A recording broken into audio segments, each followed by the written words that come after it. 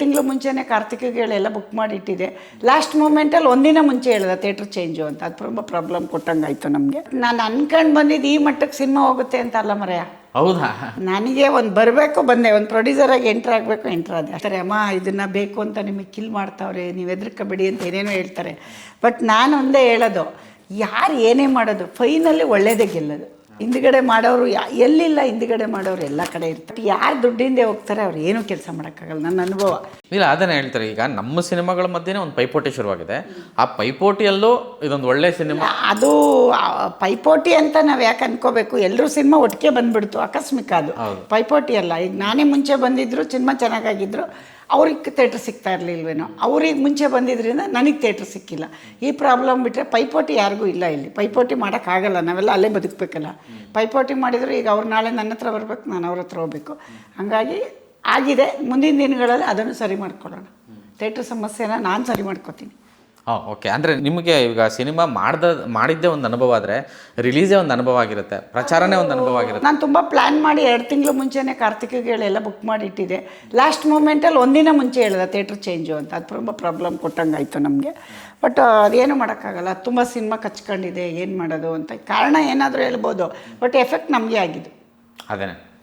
So ಆಮೇಲೆ ಸುಮಾರು ಜನ ಇನಿಷಿಯೇಟ್ ತಗೊಂಡು ಸಿನಿಮಾಗಳನ್ನ ನೋಡ್ತಾ ಇರೋಂಥ ವಿಷಯ. ಇಲ್ಲ, ತುಂಬ ಜನ ಹೋಗ್ತಾ ಇದ್ದಾರೆ. ಬಟ್ ನಾನು ಅನ್ಕೊಂಡು ಬಂದಿದ್ದು ಈ ಮಟ್ಟಕ್ಕೆ ಸಿನಿಮಾ ಹೋಗುತ್ತೆ ಅಂತ ಅಲ್ಲ ಮರೆಯ. ಹೌದಾ? ನನಗೆ ಒಂದು ಬರಬೇಕು, ಬಂದೆ ಒಂದು ಪ್ರೊಡ್ಯೂಸರಾಗಿ ಎಂಟ್ರ್ ಆಗಬೇಕು, ಎಂಟ್ರ್ ಆದೆ ಅಷ್ಟು. ಬಿಟ್ಟರೆ ಇಷ್ಟು ದೊಡ್ಡ ಸದ್ದು, ಇಷ್ಟು ದೊಡ್ಡದು ಖಂಡಿತ ನಾನು ಅನ್ಕೊಂಡಿರಲಿಲ್ಲ. ತುಂಬ ಚೆನ್ನಾಗಾಗಿದೆ. ಜನ ರಿವ್ಯೂಲ್ ಚೆನ್ನಾಗಿ ಕೊಟ್ಟಿದ್ದಾರೆ. ಎಲ್ಲರೂ ಹೋಗಿ ಕುತ್ಕೊಂಡು ನೋಡು. ನಾನು ಸುಮ್ಮನೆ ಜಡ್ಜ್ಮೆಂಟ್ ಕೊಡೋಲ್ಲ, ಯಾರಿಗೂ ಕೂಡ ಅಷ್ಟು ದಡ್ಡಿಯಲ್ಲ. ಜನ ನನ್ನ ಟೇಸ್ಟನ್ನ ಇನ್ನೂ ಹೆಚ್ಚಿಗೆ ತೊಗೊಂಡಿದ್ದಾರೆ. ಅಂದರೆ ಇದೊಂದು ಈಗ ಸಿನಿಮಾ ಅಂದರೆ ಒಂದು ಏನಂತಾರೆ, ಈಗ ಒಂದು ಅಡುಗೆ ಅದನ್ನ ಹಿಂಗೆ ಮಾಡಬೇಕು, ಹಂಗಿದ್ರೇ ಚೆಂದ ಅನ್ನೋದೊಂದು ಇರುತ್ತೆ. ಸೊ ಅದನ್ನು ಪ್ರಯೋಗಗಳ ಹೆಂಗೆ ಬೇಕಾದ್ರೂ ಮಾಡ್ಬೋದು. ಈಗ ಒಬ್ಬಟ್ಟು ಮಾಡ್ಬೇಕಾದ್ರೆ ಸಕ್ಕರೆನೂ ಹಾಕಿ ಮಾಡ್ಬೋದು, ಬೆಲ್ಲನೂ ಹಾಕಿ ಮಾಡ್ಬೋದು.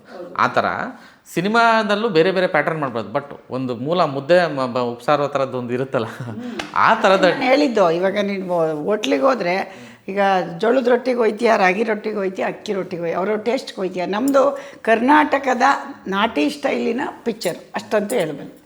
ನಾವು ನಾಟಿ ಸ್ಟೈಲೇ ಮಾಡೋದು. ಮುಂದಿನ ದಿನಗಳಲ್ಲೂ ನಮ್ಮ ಕಲ್ಚರು, ನಮ್ಮ ನೇಟಿವಿಟಿ, ನೀನು ಹೋಗಿ ಥಿಯೇಟ್ರಿಗೆ ಹೋದ್ರು, ಅಯ್ಯೋ ಹೌದಲ್ವಾ ನನಗೆ ಒಬ್ಬ ಫ್ರೆಂಡ್ ಮಾಡಿದ್ದ ಅಲ್ವಾ, ಅಯ್ಯೋ ಹೌದಲ್ವಾ ನಮ್ಮೂರಲ್ಲಿ ನಾನು ಚಿಕ್ಕದ್ರಲ್ಲಿ ನಮ್ಮ ಅಪ್ಪಂಗೆ ಹಿಂಗೆ ಮೋಸ ಮಾಡಿದ್ದ ಅಲ್ವಾ, ನಮ್ಮ ತಂದೆ ಹಿಂಗೆ ಹೋದ್ರಲ್ವಾ, ಆಮೇಲೆ ನಮ್ಮ ಅಣ್ಣಂಗೆ ಹಿಂಗೆ ಮೋಸ ಆಯ್ತಲ್ವಾ, ನಮ್ಮ ಅಣ್ಣ ಈ ಥರ. ಇದು ಬರೀ ನಾವು ಇಷ್ಟು ತೋರಿಸಿದ್ದೀವಿ. ನೆಕ್ಸ್ಟ್ ಜನ್ರೇಷನಲ್ಲಿ ರಿಯಲಿಸ್ಟಿಕ್ಕಾಗಿ ತೋರಿಸ್ತೀನಿ. ನಾನು ರಿಯಲಾಗಿ ನೋಡಿದ್ದೀನಿ. ಒಂದು ಹುಡುಗ ಜೈಲಿಗೆ ಹೋಗಿದ್ದುಂಟು, ಒಂದು ಹುಡುಗ ಚಿಕ್ಕ ವಯಸ್ಸಲ್ಲಿ ಹಾಳಾಗಿದ್ದುಂಟು, ಪ್ರತಿಯೊಂದು ನೋಡಿದ್ದೀನಿ ನಾನು. ಬಟ್ ಇದು ಒಂದು ಎಂಟ್ರಿಗೆ ನಾನು ಒಂದು ಚಿಕ್ಕದಾಗಿ ಒಂದು ಮೆಸೇಜ್ ಕೊಟ್ಟು ಬಂದಿದ್ದೀನಿ. ಸಮಾಜದ ಒಂದು ಮೆಸೇಜ್ ತೊಗೊಂಡು ಬಂದಿದ್ದೀವಿ, ಒರಿಜಿನಲ್ ಮೆಸೇಜ್.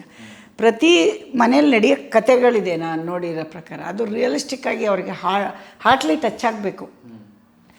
ಆ ಥರ ಸಿನಿಮಾ ನೋಡಿದ್ಮೇಲೆ ಕೇಳ್ತಾ ಇದ್ದೀನಿ ನಿಮಗೆ, ಈ ಸಿನಿಮಾ ರಾಜು ಅವ್ರು ಬಂದು ಕತೆ ಹೇಳಬೇಕಾದ್ರೆ ಯಾವ ಪೋರ್ಷನ್ ಕೇಳ್ಬೇಕಾದ್ರೆ ನಿಮಗೆ ಇದು ಎಕ್ಸೈಟ್ ಅನಿಸಿದ್ದು, ಈ ಪಿಕ್ಚರ್ ಮಾಡೋಣಪ್ಪ ಅಂತ ಅನಿಸಿದ್ದು? ನನಗೆ ರಿಯಲ್ಲಾಗಿ ಹಳ್ಳಿಲಿ ನಡೆಯೋ ಕತೆ ಇದ್ದಂಗೆ ಇದೆಯಲ್ಲ ಇದು. ನಿಜವಾಗ್ಲೂ ನಮ್ಮ ಪ್ರತಿ ಹಂತದಲ್ಲೂ, ಪ್ರತಿ ಊರಲ್ಲೂ ಈ ಕತೆ ಬೇಕು.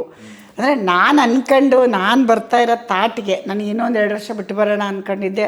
ಈ ಕತೆ ಕೇಳಿದ ಮೇಲೆ ಇಲ್ಲ ಸ್ಟಾರ್ಟ್ ಮಾಡಿಬಿಡೋಣ ಅಂತ ಮಾಡಿದ್ದು. ಈ ಕತೆ ಅಷ್ಟು ನನಗೆ ಇನ್ಸ್ಪೈರ್ ಆಯಿತು. ಬೇರೆಯವ್ರಿಗೆ ನಿಜವಾಗ್ಲೂ ಇಷ್ಟೊಂದು ಇಷ್ಟ ಆಗುತ್ತೆ ಅಂತ ನಂಗೆ ಗೊತ್ತಿಲ್ಲ. ನಾನು ಸುಮ್ಮನೆ ಬರಬೇಕು. ಈಗೇನಪ್ಪ ಟ್ರೈನಿಂಗ್ ಪೀರಿಯಡ್ ಅಂತಾರೆ ಗೊತ್ತಾ, ಆ ಥರ ಬಂದಿದ್ದು ನಾನು. ನಿಜವಾಗ್ಲೂ ನಾನೇನೋ ತುಂಬ ಪಿಕ್ಚರ್ ಮಾಡಿದ್ದೀನಿ ಅನ್ನೋ ಅನ್ನಷ್ಟು ನನ್ನ ಒಪ್ಕೊಂಡ್ಬಿಟ್ಟಿದ್ದಾರೆ. ಹೌದು, ಅದು ನನಗೆ ತುಂಬ ಖುಷಿ ಕೊಟ್ಟಿದೆ. ಜನ ಕೈ ಬಿಡಲಿಲ್ಲ ನಾನು. ಏನಕ್ಕೆ ವಿಷಯ ಅಂತಂದರೆ, ಈಗ ಹೊಸ ಪ್ರೊಡಕ್ಷನ್ ಹೌಸ್ ಆಗಿದ್ರೆ ಅಥವಾ ಹೊಸಬ್ರು ಒಂದು ಹೊಸ ಪ್ರೊಡಕ್ಷನ್ ಮಾಡ್ಬೇಕಾದ್ರೆ ಅಲ್ಲಿ ತುಂಬ ಮೈನಸ್ಗಳು ಟೆಕ್ನಿಕಲಿ ಕಾಣಿಸೋದು. ಬಟ್ ಈ ಸಿನಿಮಾ ನೋಡಬೇಕಾದ್ರೆ ಮೊದಲನೇ ಫ್ರೇಮಿಂದ ಕೊನೆಯ ಫ್ರೇಮ್ ಎಲ್ಲಿ ಬಂದು ಎಲ್ಲಿಗೆ ಹೋಗಬೇಕು. ನಾನು ಅದೇ ಹೇಳಿದ್ದು, ಪ್ರೊಡಕ್ಷನ್ ಅಂತ ಬಂದಾಗ, ಹೊಸಬ್ರು ಅಂತ ಬಂದಾಗ ಸಿನಿಮಾ ನೋಡಿದ್ದೀವಿ ಬೇರೆ ಬೇರೆ ಥರದ್ದು ವೀಕ್ನೆಸ್ಗಳು ಆ ಕಂಟೆಂಟ್ ಮಾಡ್ಬೇಕಾದ್ರೆ. ಅಂದರೆ ಇಷ್ಟು ಜಾಗ್ರತೆ ವಹಿಸಿ ಫಸ್ಟ್ ಫ್ರೇಮಿಂದ ಕೊನೆಯವರೆಗೂ ಅದೇ ಕ್ವಾಲಿಟಿನ ಆಮೇಲೆ ಈಗ ರಾಜೇಶ್ ನಟರಂಗ್ ಅವರಾಗಿರ್ಬೋದು, ಅವಿನಾಶ್ ಅವ್ರನ್ನ ಅಷ್ಟು ಡಿಗ್ನಿಫೈಡ್ ವೇನಲ್ಲಿ ಅಷ್ಟು ಒಂದು ಎಲಿವೇಶನ್ನೇ ಬೇರೆ ಇದೆ. ಅದನ್ನು ನೋಡಿದಾಗ ಗೊತ್ತಾಗುತ್ತೆ ಆಡಿಯನ್ಸ್ಗೆ. ಪ್ರತಿಯೊಂದು ಕ್ಯಾರೆಕ್ಟ್ರೂ ಅಷ್ಟು ಅಚ್ಚುಕಟ್ಟಾಗಿ ಆ ಕ್ವಾಲಿಟಿಯಲ್ಲಿ ಸಿನಿಮಾ ಮಾಡೋದು ಅಷ್ಟು ಈಸಿ ಅಲ್ಲ. ಕ್ಯಾಮ್ರಾ ವರ್ಕ್ ಮಾತಾಡ್ತಾಯಿದೆ, ಮ್ಯೂಸಿಕ್ ಮಾತಾಡ್ತಿದೆ, ಡೈಲಾಗ್ಸ್ ಮಾತಾಡ್ತಿದೆ, ಆರ್ಟಿಸ್ಟ್ ಅಷ್ಟು ಚೆನ್ನಾಗಿ ಕಾಣಿಸ್ತಾ ಇದ್ದಾರೆ. ಒಂದು ಸಣ್ಣ ಮೇಕಪ್ಪಿಂದ ಹಿಡಿದು ಪ್ರತಿಯೊಂದು ಕೂಡ ಅಷ್ಟು ಕ್ವಾಲಿಟಿ ಆ ಫ್ರೇಮಲ್ಲಿ ಕಾಣಿಸ್ತಾ ಇತ್ತು. ಅಷ್ಟು ಜಾಗ್ರತೆ ಹೇಗೆ ವಹಿಸಿದರೆ? ಮತ್ತು ನೀವು ಆ ಒಂದು ಎಲ್ಲೋ ಒಂದು ಕಡೆ ಹೇಳ್ತಾಯಿದ್ರು ರಾಜು, ನನಗೆ ದೊಡ್ಡ ಭಯ ಇರೋದೇ ಅದು, ಪ್ರೊಡಕ್ಷನ್ನು ಕ್ವಾಲಿಟಿ ಒಬ್ಬರು ಮಾತಾಡ್ಕೊಡ್ದು ದೊಡ್ಡ ಹೆಸರಿದೆ ಹಿಂದ್ಗಡೆ ಅನ್ನೋ ಮಾತಿಗೆ.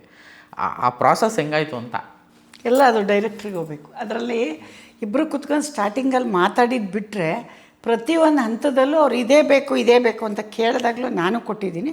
ಆ ಕೊಟ್ಟಿದ್ದು ನೀಟಾಗಿ ಯೂಸ್ ಮಾಡಿಕೊಂಡ್ರು, ಎಲ್ಲೂ ಅದನ್ನ ಏನೋ ಒಂಥರ ಅಲ್ಲಗಳ್ಕೊಂಡು ಕೇರ್ಲೆಸ್ ಮಾಡಿಲ್ಲ. ಬಟ್ ಅವರಿಗೆ ಆಮೇಲೆ ಅದರಿಂದ ಕ್ಯಾಮ್ರಾಮೇನು ಇವರ ಪವನ್ ಅಂತ ಒಬ್ರು ಇದ್ದಾರಲ್ಲ ಎಡಿಟ್ರು ಅವರು, ಆಮೇಲೆ ನಮ್ಮ ಲಾಸ್ಟಿಗೆ ಒಬ್ಬರು ಮ್ಯೂಸಿಕ್ ಬಂದರು, ಹಾಡಿಗೊಬ್ಬರು ಬಂದರು. ಇವರೆಲ್ಲರಿಗೆ ನಮ್ಮ ಲೀಡ್ರು ನಮ್ಮ ರಾಜುನೇ. ಅದ್ರ ಮಧ್ಯದಲ್ಲಿ ರಾಜು ಫಸ್ಟು ಒಂದು ಬಿಲ್ಡಿಂಗ್ ಕಟ್ಟಬೇಕಾದ್ರೆ ಕಿಟಕಿ ಮಾಡೋಕೆ ಒಬ್ಬರು ಬಂದು ಇವ್ರು ಮಾಡೋಕ್ಕೆ ಬಂದಾಗ ಇವರೆಲ್ಲ ಬಂದರು. ಬಟ್ ಎಲ್ಲರೂ ಸೇರಿ ಒಂದು ಒಳ್ಳೆ ಬಿಲ್ಡಿಂಗ್ ಕಟ್ಟಿದ್ದಾರೆ ಅಂತ ಅವ್ರಿಗೆ ಹೋಗ್ಬೇಕದು ಕ್ರೆಡಿಟು. ಬಟ್ ನನ್ನ ಟೇಸ್ಟು ಅವರಿಗೆ ಸೂಕ್ಷ್ಮವಾಗಿ ಹೇಳಿದ್ದೆ, ನೋಡಪ್ಪ ಗೊತ್ತಲ್ಲ ಅಣ್ಣನ ಟೇಸ್ಟ್ ಗೊತ್ತಲ್ಲ, ಸಿನಿಮಾ ಕೆಡಿಸಿದ್ರೆ ಅವ್ರಿಗೆ ಬರೋ ಅಷ್ಟು ಕೋಪ ಇನ್ನು ಯಾರಿಗೂ ಬರೋಲ್ಲ ಅಂತ ಅಷ್ಟೇ ಹೇಳಿದ್ದು. ಬಟ್ ಇವ್ರಿಗೆ ನಾನು ಕೆಲಸ ಕೊಡ್ಬೇಕಾದ್ರೆ ಇವ್ರ ಬಗ್ಗೆ ನಂಗೆ ಜಡ್ಜ್ಮೆಂಟ್ ಇತ್ತು. ಸುಮ್ಮನೆ ಈಗ ನಿನ್ನ ಕರೆದು ನಾನು ಒಂದು ಇಂಟರ್ವ್ಯೂ ಕೊಡ್ತೀನಿ ಅಂದರೆ ನಿನ್ನ ಬಗ್ಗೆ ನಂಗೆ ಗೊತ್ತು, ಸುಮ್ಮನೆ ಕೊಡೋಲ್ಲ. ಎಲ್ಲರೂ ಕೇಳ್ತಾರೆ, ಈಗ ಸಾವಿರಾರು ಜನ ಕೇಳ್ತಾರೆ, ನಾನು ಎಲ್ರಿಗೂ ಕೊಡೋಲ್ಲ. ನಿನ್ನ ನೋಡಿದ್ದೀನಿ, ನಿನ್ನ ಕ್ವಾಲಿಟಿ ಗೊತ್ತು, ನಿನ್ನ ಇಂಟರ್ವ್ಯೂಸ್ ನೋಡಿದ್ದೀನಿ, ನಿನ್ನ ಬಗ್ಗೆ ತಿಳ್ಕೊಂಡೇ ಕೊಡೋದು. ಆ ನಾಲೆಡ್ಜ್ ನನಗಿದೆ. ಬಟ್ ನನಗೇನಂದರೆ ಜನ ಈ ಮಟ್ಟಕ್ಕೆ ಅಮ್ಮನ್ನ ತಗೋತಾರೆ ಅಂತ ಗೊತ್ತಿರಲಿಲ್ಲ. ಇನ್ನು ಈಗ ಬರ್ತಾಯಿದ್ದೀನಿ, ಬಂದೆ ಆಯಿತು, ಒಂದು ಸಿನಿಮಾ ಮಾಡಿದೆ, ಎಂಟ್ರಿ ಆದೆ, ಎಂಟ್ರಿಲಿ ಏನೋ ತಪ್ಪಾಯಿತು, ಆಮೇಲೆ ಸರಿ ಮಾಡ್ಕೊಂಡು ಮತ್ತೆ ಬರೋಣ ಅಂತಲೇ ನಾನು ಬಂದಿದ್ದು. ಬಟ್ ಇದರಲ್ಲೇ ನನಗೆ ಏನೋ ಅಮ್ಮ 100 ಪಿಕ್ಚರ್ ಮಾಡೋರು ಅನ್ನಂಗೆ ನಾನು ಅಕ್ಸೆಪ್ಟ್ ಮಾಡ್ಕೊಂಡವ್ರು, ಅದಕ್ಕೆ ನಾನು ಥ್ಯಾಂಕ್ಸ್ ಹೇಳ್ತೀನಿ. ಕನ್ನಡ ಆಮೇಲೆ ಹುಡುಗರು ಅಷ್ಟೇ ಎಲ್ಲರೂ ಮೆಸೇಜ್ ಹಾಕ್ತಾರೆ. ಆಮೇಲೆ ಅಮ್ಮ ನಾವಿದ್ದೀವಿ, ನಾವು ಸಿನಿಮಾ ನೋಡ್ತೀವಿ, ನಿಜವಾಗ್ಲೂ ಇದರಿಂದ ಏನೋ ನಿಮಗೆ ತುತ್ತೂರಿ ಮಾಡ್ತಾವ್ರೆ, ಅದೇನದು ಏನೇನೋ ಹೇಳ್ತಾರೆ, ಅಮ್ಮ ಇದನ್ನು ಬೇಕು ಅಂತ ನಿಮಗೆ ಕಿಲ್ ಮಾಡ್ತಾವ್ರೆ, ನೀವು ಹೆದರ್ಕೋಬೇಡಿ ಅಂತ ಏನೇನೋ ಹೇಳ್ತಾರೆ. ಬಟ್ ನಾನು ಒಂದೇ ಹೇಳೋದು, ಯಾರು ಏನೇ ಮಾಡೋದು ಫೈನಲ್ಲಿ ಒಳ್ಳೆಯದೇ ಗೆಲ್ಲೋದು. ಹಿಂದ್ಗಡೆ ಮಾಡೋರು ಎಲ್ಲಿಲ್ಲ, ಹಿಂದ್ಗಡೆ ಮಾಡೋರು ಎಲ್ಲ ಕಡೆ ಇರ್ತಾರೆ. ನನಗೆ ಆನ್ಸರ್ ಮಾಡೋಕ್ಕೆ ಬರೋಲ್ಲ ಹುಡುಗರಿಗೆ. ಪಾಪ ಅವ್ರಿಗೆ ಬೇಜಾರು, ಏನೋ ಅಮ್ಮಂಗೆ ಏನೋ ಮಾಡಿಬಿಡ್ತಾವ್ರೆ ಇವರೆಲ್ಲ. ಅಮ್ಮ ನಾವಿದ್ದೀವಿ ಅಮ್ಮ, ನೀವು ಹೆದರ್ಕೋಬೇಡಿ ಅಮ್ಮ, ನಿಮ್ಮ ಸಿನಿಮಾ ತುಂಬ ಚೆನ್ನಾಗಿದೆ ಅಮ್ಮ, ನಮ್ಮ ತಾಯಿ ಕರ್ಕೋಗಿದ್ದೆ, ನಮ್ಮ ತಂದೆ ಬಂದಿದ್ದರು, ಅಯ್ಯೋ ನಿಜವಾಗ್ಲೂ ಹಳ್ಳಿ ಸೊಗಡು, ಈ ಕಾಲದಲ್ಲಿ ಯಾರು ಆ ಥರ ಪಿಕ್ಚರೇ ಬಂದಿರಲಿಲ್ಲ ಅಂತೆಲ್ಲ ಹೇಳ್ತಾರಲ್ಲ. ಅದು ತುಂಬ ಖುಷಿ. ನನಗೆ ವಾಪಸ್ ಮಾಡೋಕ್ಕೆ ಬರೋಲ್ಲ, ಅದನ್ನು ನಾನು ಅನ್ಕೋತೀನಿ, ಅಯ್ಯೋ ಎಷ್ಟು ಚೆನ್ನಾಗಿ ನನ್ನ ತೊಗೊಂಡಿದ್ದಾರೆ ಹುಡುಗರು ಅಂತ. ಅದು ತುಂಬ ಇಲ್ಲಿಂದನೇ ಹೇಳ್ತೀನಿ ಆಡಿಯನ್ಸ್ಗೆ, ನೋಡಿರೋರಿಗೆ.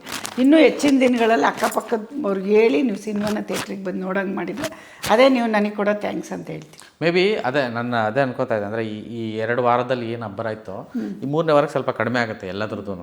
ಸೊ ಈಗ ಇದು ಟೇಕ್ ಆಫ್ ಆಗೋದಕ್ಕೆ ಒಳ್ಳೆ ಸಮಯ. ಮತ್ತು ಇದ್ರ ಬಗ್ಗೆ ಇವಾಗ ಮಾತಾಡೋಕ್ಕೆ ಶುರು ಮಾಡಿದ್ದಾರೆ, ಈಗ ಮಾತಾಡ್ತಿದ್ದಾರೆ, ಗೊತ್ತಲ್ಲ ಹೊಡಿ ಬಗ್ಗೆ ಈಗ ಮಾತಾಡೋಕ್ಕೆ ಶುರು ಮಾಡಿದ್ದಾರೆ. ಯಾವ ಸಿನಿಮಾನು ನನ್ನ ಒಂದು ಎಕ್ಸ್ಪೀರಿಯೆನ್ಸಲ್ಲಿ ನಾನು ಮೈಂಡಲ್ಲಿ ಬರಬೇಕಾದ್ರೆ ಫಿಕ್ಸಾಗಿ ಬಂದಿದ್ದೀನಿ. 3 ವೀಕ್ಸ್ ಮೇಲೆ ಬಂದಿರೋ ಸಿನಿಮಾಗಳುಂಟು. 3 ವಾರ ಸಿನಿಮಾನೇ ಬಾಗ್ಲಾಕಿರೋದು, ಮತ್ತೆ ಎದ್ದಿರೋದು, ಆ ಡೆಡ್ ಅನ್ನೋದು ಎದ್ದು ಮಾತಾಡಿ ಹೈ ಲೆವೆಲ್ ಮಾತಾಡಿರೋ ಸಿನಿಮಾ ನಾನು ನೋಡಿದ್ದೀನಿ. ಅದರಿಂದ ನಾನು ತುಂಬ ಕಾನ್ಫಿಡೆಂಟು.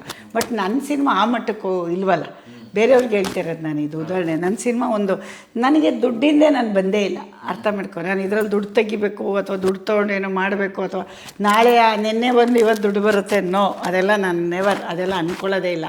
ನಾನು ದುಡ್ಡು ನನಗೆ ಬಂದೇ ಬರುತ್ತೆ. ನಾನು ಈ ಸಿನಿಮಾಲಿ ಬರುತ್ತೆ ಅಂತ ಹೇಳಲ್ಲ ಅಥವಾ ಈ ಸಿನಿಮಾಲಿ ಬರಲ್ಲ ಅಂತಲ್ಲ. ಬಟ್ ಯಾರು ದುಡ್ಡಿಂದೇ ಹೋಗ್ತಾರೆ ಅವ್ರು ಏನೂ ಕೆಲಸ ಮಾಡೋಕ್ಕಾಗಲ್ಲ. ನನ್ನ ಅನುಭವ, ಏನೇ ಆಗಲಿ, ಒಂದು ಬಿಲ್ಡಿಂಗ್ ಕಟ್ತೀವ ನಾವು, ಕ್ವಾಲಿಟಿ ನೀಟು ನಿಧಾನಾಗಿ ನೀವು ಮನೇಲೋಗಿ ವಾಸ ಮಾಡುವಾಗ ಆ ರಿಸಲ್ಟ್ ಹೇಳುತ್ತೆ. ಇಲ್ಲಿ ನಾವು ಟೈಲ್ಸ್ ತರುವಾಗ ಯೋಚನೆ ಮಾಡೋದು, ಇನ್ನೊಂದು ಮಾಡಿದಾಗ ನೀವು ಆತ್ರಕ್ಕೆ ಏನೋ ಹಾಕಿದಾಗ ಅದು ಮುಂದಕ್ಕೆ ಎಫೆಕ್ಟೇ.